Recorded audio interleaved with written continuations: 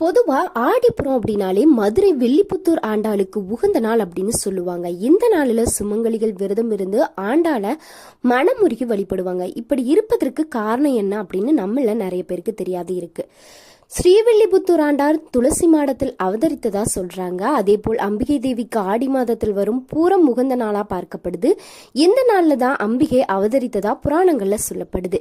இந்த ஆடிப்புறத்துல வில்லிபுத்தூர் ஆண்டாளையும் அம்பிகையும் தரிசித்தா திருமண பாக்கியம் கிடைக்கும். வளையல் வாங்கி அணிவித்தா குழந்தை இல்லாதவங்களுக்கு குழந்தை பேரு கிடைக்கும். இந்த நாள்ல தான் மதுரை ஆண்டாளுக்கு வளைகாப்புமே நடத்துவாங்க. ரொம்ப விமர்சையா கொண்டாடப்படுவாங்க. அதே போல பூர நட்சத்திரத்துல பிறந்த பெண்களுக்கு இந்த நாள் ரொம்ப நல்ல நாளா பார்க்கப்படுது. அவங்களுக்கு முக்கியத்துவம் வாய்ந்த நாளாகவும் இருக்கு. கோவில்களுக்கு செல்ல முடியாத பெண்கள் வீட்டிலேயே அம்பாளை நினைத்து மனமுருகி வழிபட்டா வீட்டுல நன்மைகள் வந்து சேரும். பெண்களுடைய தாலி பாக்கியம் கிடைக்கும் அப்படின்னு சொல்லப்படுது. இந்த வீடியோ உங்களுக்கு பிடிச்சிருந்துச்சு அப்படின்னா மறக்காம லைக் பண்ணுங்க.